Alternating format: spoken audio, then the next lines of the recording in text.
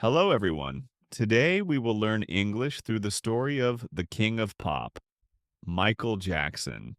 He was born in 1958 in Gary, Indiana, and before most people have learned how to protect their own feelings, he had already been trained to perform, to travel, and to smile under pressure, which raises an uncomfortable question. If your childhood had been replaced by rehearsals and public judgment, would you have grown stronger? Or would you have quietly broken inside? As a boy, he rose to national fame in a family music group, and because his voice was unusually clear and expressive, he became the member who was most recognized. Yet success was not simply enjoyed, it was managed, measured, and demanded.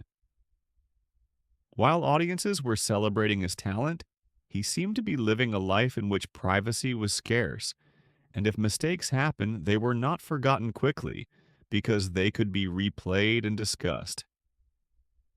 He later described childhood as something he felt he had missed, and although he had achieved what many children only dream about, he may have carried a hidden grief because the normal freedom to play, to fail, and to grow slowly had been limited.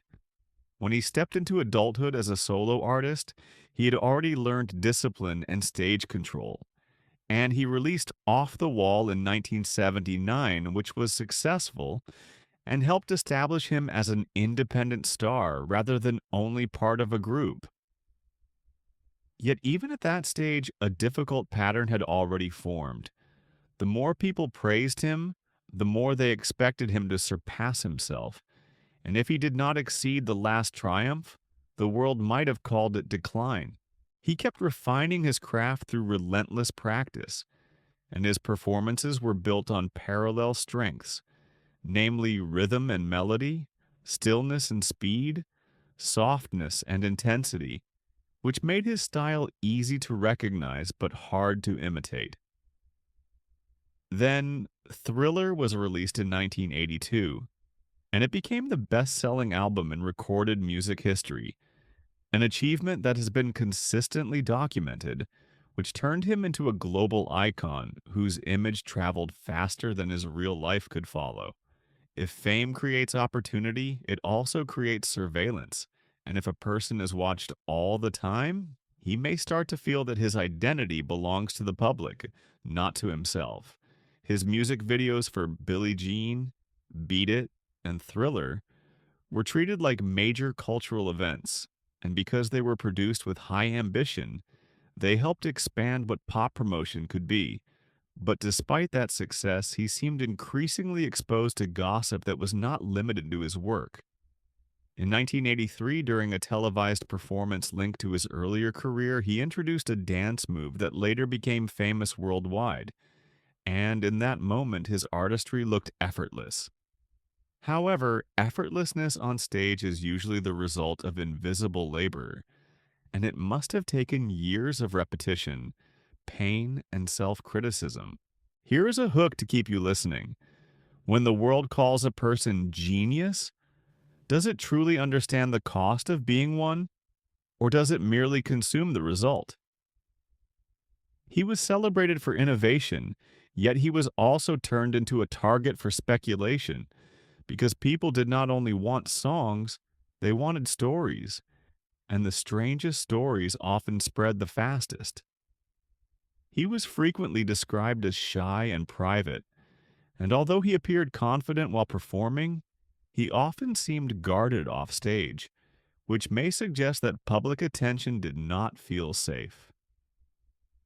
This is one of the harsh lessons of fame. Admiration can be loud while understanding is rare, and a person can be surrounded by millions and still feel alone. In 1984, while filming a televised commercial, pyrotechnics caused his hair to catch fire, and he suffered burns that required medical treatment. It was widely reported that pain management became part of his life after that incident, which is a reminder that success does not prevent vulnerability, and it can even magnify it. If he experiences pain, he will look for relief, and if relief is offered in quick forms, he might accept it even when long-term risks are present, because immediate pressure can distort judgment.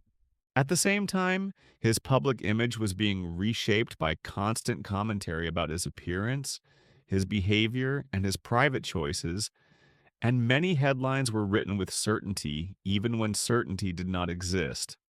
Over the years, his skin tone changed, and he publicly stated that he had vitiligo, a medical condition that causes loss of skin pigment.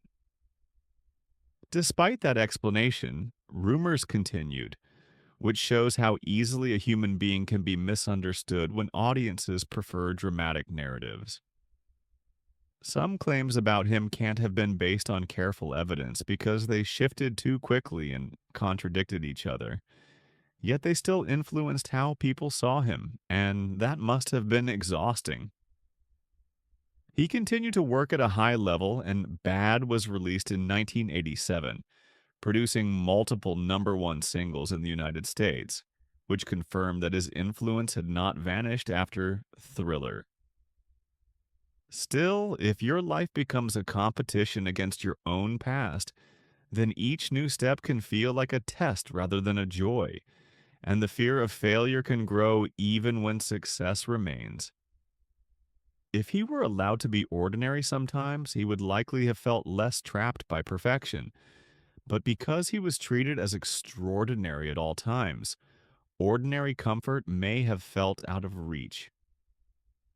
This is where a deeper lesson appears for anyone learning English, building a career, or chasing a dream. Discipline is necessary, but if discipline becomes self-punishment, it can damage the very talent it is meant to protect. He also became known for charitable involvement, and although the details were often simplified by the media, he did support humanitarian causes and donated to multiple charities, which was widely reported, showing that he was not only an entertainer but also a public figure trying to use influence for good. Yet even positive actions did not stop the negative attention, because fame can be unfair. While your successes are taken for granted, your unusual traits are treated like proof of wrongdoing. In 1988, he bought a large ranch property, later known as Neverland, which became symbolic in public discussion. And although observers interpreted it in different ways, he had spoken about wanting to recover a sense of childhood, which suggests he may have been searching for safety and wonder. If he had had a quieter youth, he might not have needed to build a private world so intensely. And if the public had respected boundaries, that private world might have remained less controversial. By the end of this period, he had become a global star, loved by millions. And yet the gap between public fantasy and personal reality seemed to be widening, which can create a special kind of loneliness.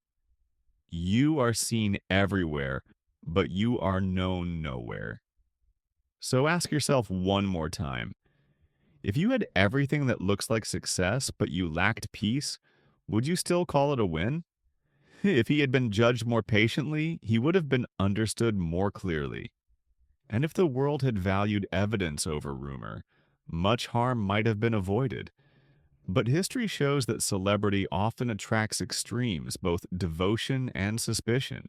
After the extraordinary peak of the 1980s, his life entered a new phase in which achievement and vulnerability were increasingly intertwined, and the question becomes sharper. When the world expects you to be perfect forever, where can you place your human limits? In 1991, Dangerous was released, and it showed that he was still able to reinvent his sound while keeping the emotional intensity that listeners recognized.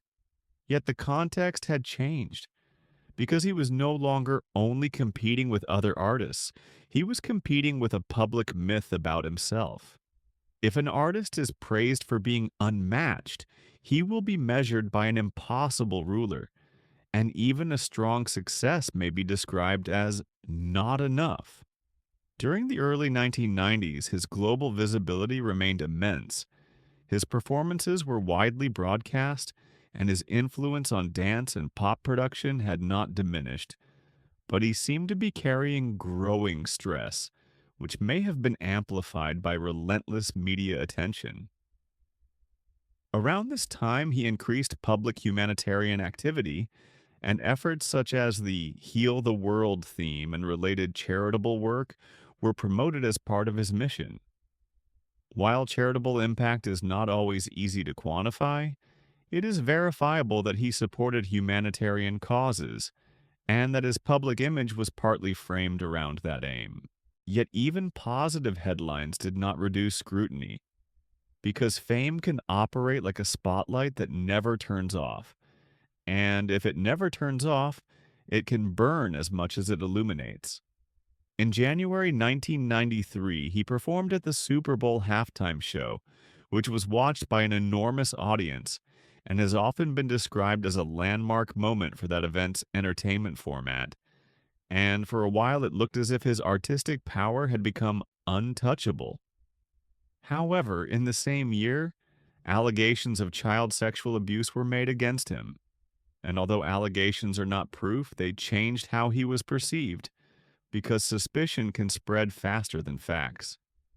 He publicly denied wrongdoing, and no criminal charges were filed at that time.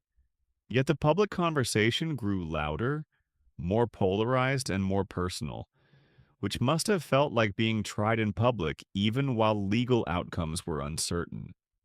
If a person is misunderstood on a small scale, he can correct it. If he is misunderstood on a global scale, correction may become impossible because every new statement is interpreted through existing bias. In 1993, his Dangerous tour was cut short, and it was widely reported that health issues and exhaustion were factors, and later reporting has connected this period to struggles with prescription medication and intense stress, which is plausible given the known physical demands of touring and his prior burn injury, although exact internal details cannot be known with certainty. If he had been able to pause without fear of losing his position, he might have recovered more steadily, but if your identity has been tied to performance, stopping can feel like falling. In 1994, he reached a civil settlement related to the 1993 allegations, a fact that is well documented. And while a settlement is not an admission of guilt, it also did not end the controversy because people often treat uncertainty as permission to believe whatever fits their emotions. Some observers insisted that the settlement must have meant one thing, while others argued it must have meant another. Yet both sides may have been oversimplifying because legal decisions can be driven by risk management, privacy concerns, and the desire to end a damaging process rather than by a clear moral conclusion. Here is a question worth holding. If you were accused in a way that harmed your reputation instantly, would you focus on proving innocence or on surviving the psychological damage first? In this period, he also married and later divorced, which is verifiable, but even personal milestones were treated as public puzzles, and that suggests he may have found it difficult to separate genuine intimacy from strategic protection. If he had wanted a normal private life, he would have needed normal privacy, yet privacy was precisely what fame had removed. So he may have been forced into choices that looked unusual from the outside. In 1995, he released History, Past, Present, and Future Book 1, a project that mixed greatest hits with new material, and it presented a clear emotional stance. He was not only making pop songs, he was responding to judgment, pain, and public conflict. Tracks like Scream, They Don't Care About Us, and Stranger in Moscow reflected themes of anger, isolation, and distrust. And although listeners interpreted them differently, the overall tone suggests he was processing a crisis in real time rather than celebrating victory. If he had felt safe and understood, he might have written differently, but since he seemed to feel under attack, his art became defensive and raw, which is a common pattern when pressure becomes personal. In that same era, You Are Not Alone debuted at number 1 on the Billboard Hot 100, which was a notable chart achievement, and the contrast between a comforting message and a turbulent public life created another paradox. He was offering reassurance to millions while he himself may have been struggling to believe it. Despite controversy, he continued to tour internationally in the mid to late 1990s, and large audiences still gathered, which shows that global devotion had not disappeared. Yet devotion does not automatically reduce loneliness because crowds can be loud while trust is quiet. If a person has been praised, criticized, and analyzed for decades, he may start to doubt every motive around him. And if he doubts motives, he may withdraw, which can then be misread as arrogance or oddness. This is a practical lesson for any learner or professional. When your reputation is attacked, your best defense is not only talent, but also stability, boundaries, and a support system that is not dependent on applause. Looking back, it seems likely that he had been living in a constant state of high alert, and if that is true, it would explain why he sometimes appeared tense or distant, because chronic stress rarely produces calm behavior. At the same time, some public narratives about him can't have been fair because they turned complex human behavior into simple stereotypes, and they ignored how extreme fame distorts normal life. If the world had waited for evidence more consistently, it might have reduced harm. If media incentives had rewarded accuracy over shock, the conversation might have been less cruel. By the end of the 1990s, his status as a global icon remained, but the gap between being loved and being understood had widened, and the pressure of living inside controversy had not fully lifted. As the new decade began, his reputation was still enormous, but the foundation under it was shaking because admiration and suspicion were now mixed in the public mind, and once a story becomes complicated, it is rarely allowed to become simple again. In 2001, Invincible was released, and while it achieved major commercial results, it was also judged against the impossible standard created by his earlier peaks, so even strong performance was sometimes framed as not enough, which shows how fame can distort comparison. If a person is always measured against his greatest moment, he will either keep chasing a past that cannot be repeated, or he will be criticized for changing, and either path can feel like a trap. Around the same period, he appeared at large public events that reminded the world of his stage power. And because his legacy had already been secured, he did not need to prove he could perform. However, he still seemed to want recognition that felt fair rather than sensational. Despite that, his private life remained a public obsession, and ordinary decisions were treated like evidence for extreme interpretations, which can't have been healthy for anyone living under constant scrutiny. It was also widely reported that financial strain had grown over time, partly because the cost of maintaining a vast lifestyle can be enormous, and partly because long breaks from touring reduce income. Yet financial pressure does not simply create practical problems.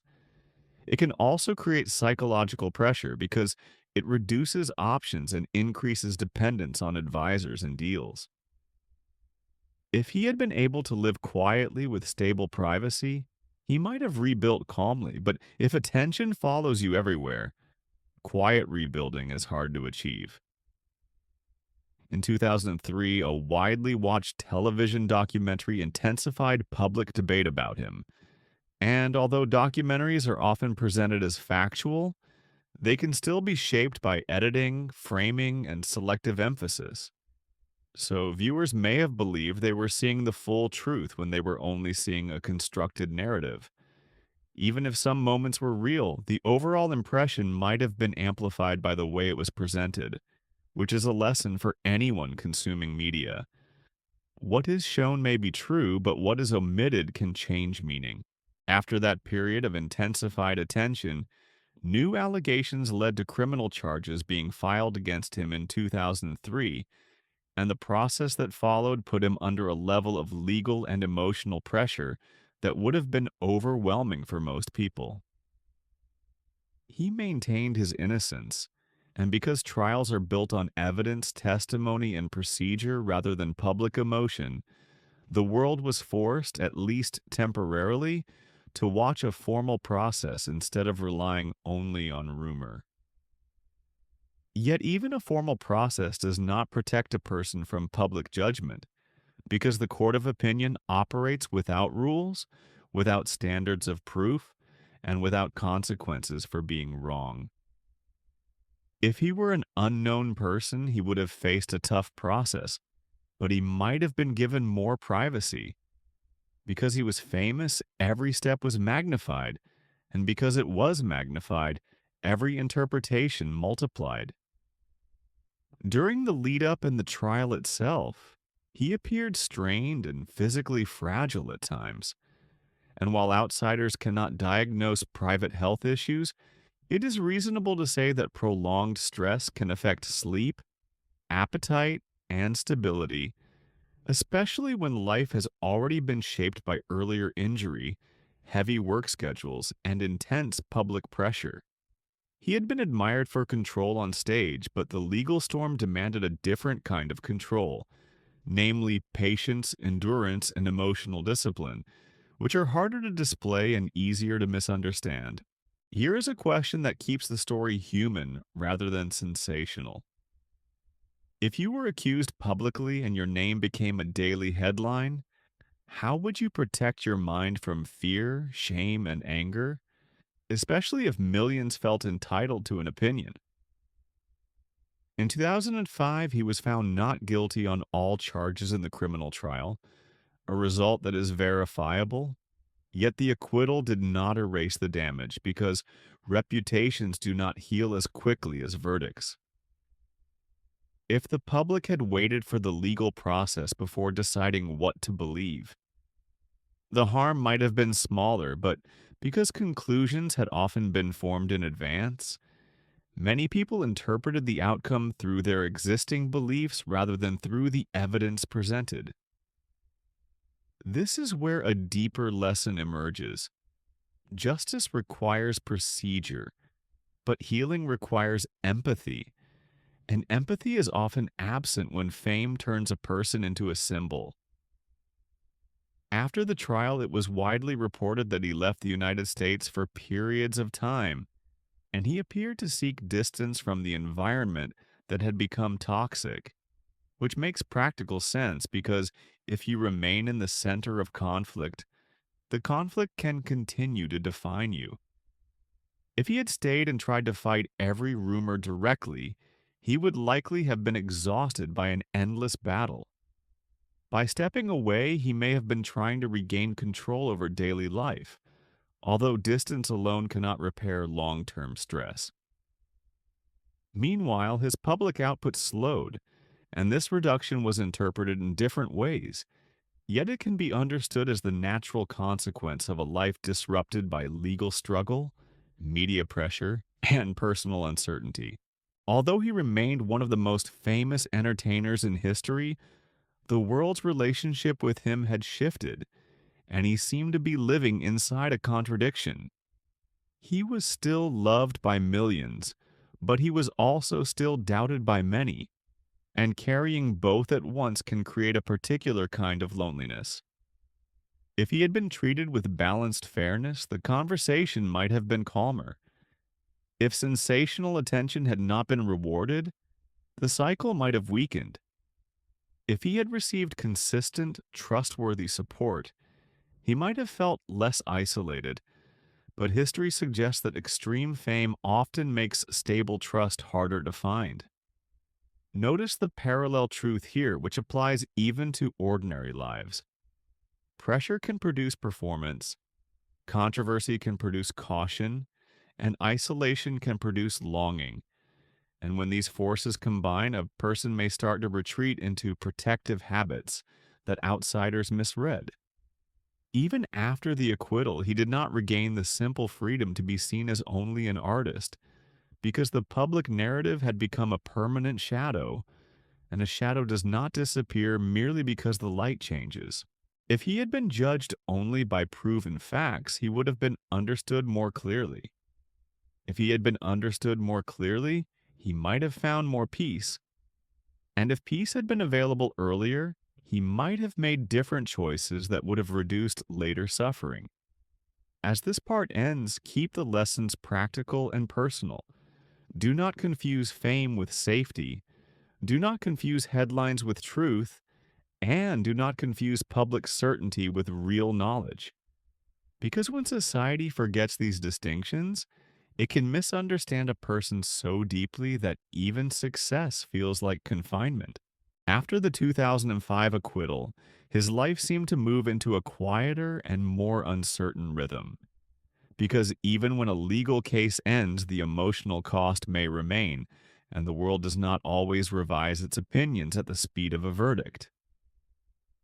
In the years that followed, he was reported to have spent significant time outside the United States.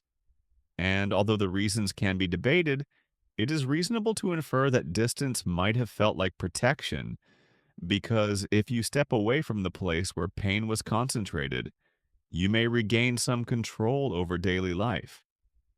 Yet control is difficult when fame is permanent, and despite being less visible, he was still being watched, discussed, and judged as if he were a public institution rather than a private human being. During this period, his finances were widely reported to be under strain, and even for a superstar, that kind of pressure can become urgent because debts do not respect reputation and bills do not pause for recovery. If money problems grow, a comeback becomes more than artistic. It becomes practical, and if a comeback is practical, it may be rushed even when the body and mind need rest. In March 2009, a major return was announced. A series of concerts in London under the title This Is It, which were scheduled at the O2 Arena and expanded to many dates due to demand, and the announcement quickly reawakened global excitement. He had not toured at that scale for many years, so the plan carried both hope and risk. And here is a question to keep you thinking.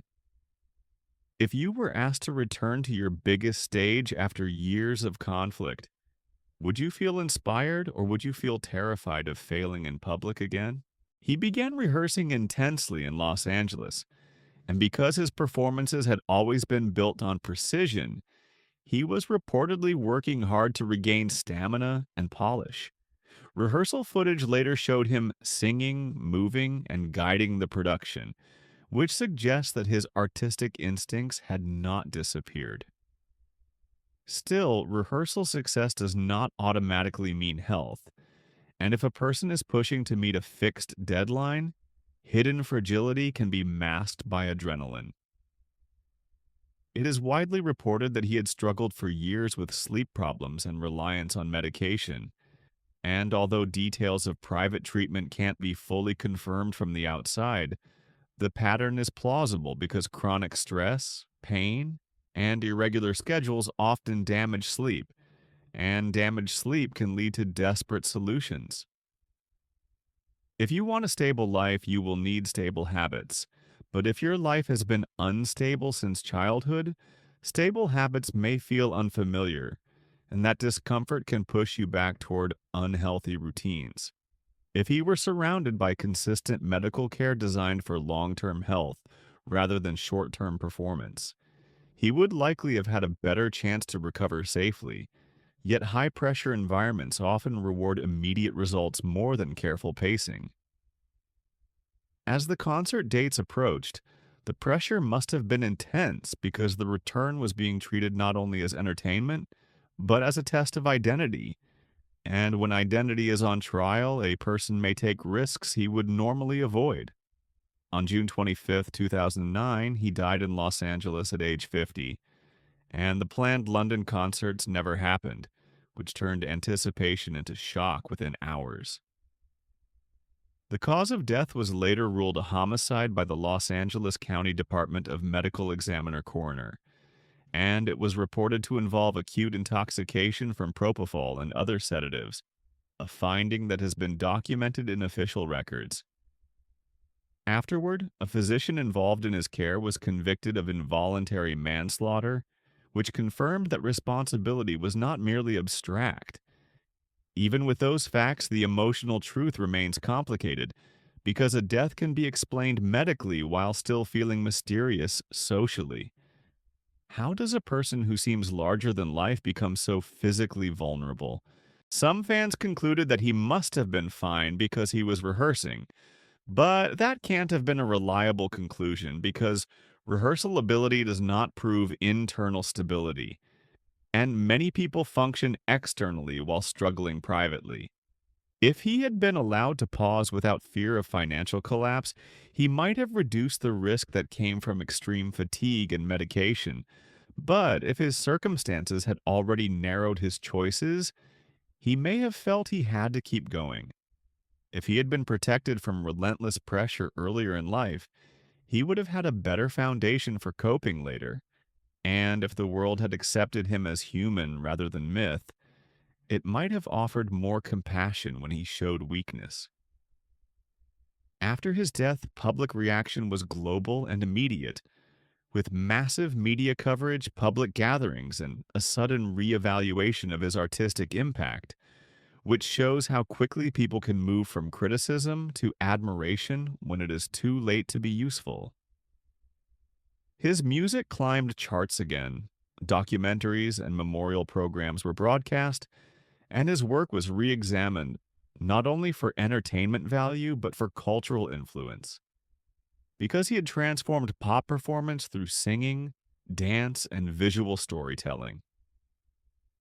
His legacy has remained powerful, yet it has also remained contested because controversy did not vanish, and that is one of the hardest realities of modern fame. Even death does not guarantee clarity. Still, certain facts are solid and verifiable. He had been one of the best selling artists in history. He had won major awards, he had set records that reshaped the music industry, and his influence has been visible in generations of performers who have copied his movement, vocal style, and video ambition. At the same time, the story carries lessons that go beyond celebrity, and you can apply them to your English study, your career, and your personal life. First, talent is not enough. Discipline is required, but discipline must be balanced with care, because if you treat yourself like a machine, you may eventually break like a machine. Second, public approval is unstable, so if your self worth depends on applause, you will suffer when applause turns into noise. And if you want lasting confidence, it must be built from values and habits that exist even in silence. Third, truth demands patience. Although rumors move quickly, evidence moves carefully, and if society had practiced restraint, much misunderstanding might have been reduced. If you practice restraint in your own life, you will make fewer judgments that you later regret. Finally, loneliness is not always about being alone. It is about being unseen, and a person can be surrounded by attention while still feeling isolated if attention is not paired with understanding. If you learn anything from this arc, let it be this parallel principle. Work hard, stay grounded, and protect your health, because success without peace can become a burden, and fame without safety can become a cage. If he had been met with consistent empathy and responsible support, he might have had a longer, calmer life. If the world had listened more carefully, it might have understood more accurately. And if you choose to learn from his story now, you can make choices that protect your own future, even while you continue chasing big goals. And that's the end of today's story. If you enjoyed learning English through stories and gained some new knowledge, don't forget to like, share, and subscribe to the channel. If there's any character you'd like me to create a story about, from any country, just comment below and I'll make it for you. Turn on the notification bell so you won't miss our next English story. Keep learning, keep growing. See you in the next video.